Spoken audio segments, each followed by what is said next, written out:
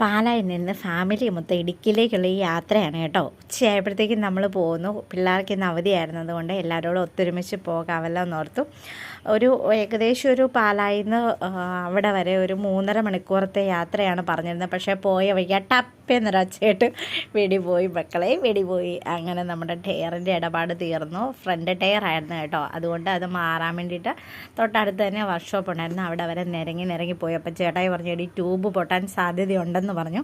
അപ്പോൾ നമ്മൾ ഈ ഫ്രണ്ട് ടയറൊക്കെ അല്പം കമ്മിയാണെങ്കിൽ അതൊന്ന് മാറിയിട്ടുകൊണ്ട് പോകണം കേട്ടോ. പൈസയുടെ കുറവ് കൊണ്ടൊക്കെ ആയിരുന്നു മാറാഞ്ഞത്. പക്ഷേ ആവശ്യം വന്നപ്പം മാറിയല്ലേ പറ്റത്തുള്ളൂ. അങ്ങനെ ഞാൻ ഓർത്ത് പണ്ടൊക്കെ എന്ന് പറഞ്ഞാൽ നമ്മളിങ്ങനെ ഒരു സാധനം വെച്ച് കുത്തിയല്ലേ ടയറിനകത്ത് ഈ സംഭവം എടുക്കുന്നതൊക്കെ. പക്ഷേ ഇപ്പം അത് മിഷ്യൻ വന്നുകൊണ്ട് മനുഷ്യൻ്റെ അധ്വാനം കുറയ്ക്കാൻ വേണ്ടി ഓരോരോ കണ്ടുപിടുത്തങ്ങളാണല്ലോ അല്ലേ.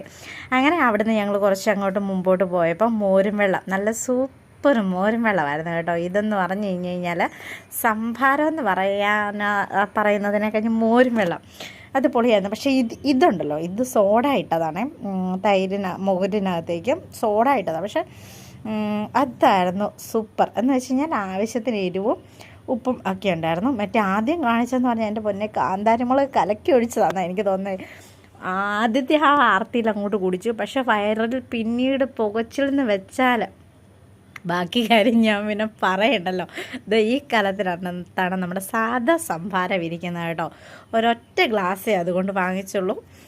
പക്ഷേ സോഡ ഒഴിച്ച സംഭാരം സൂപ്പറായിരുന്നു. അത് നമുക്ക് നല്ല ആ സോഡയുടെ ആ ഒരു സ്പിരിറ്റും എല്ലാം കൂടെ നല്ല രസമായിരുന്നു. ഞങ്ങളെല്ലാവരും കുടിച്ചു. അപ്പോൾ അത്രേ ഉള്ളൂ വീഡിയോ.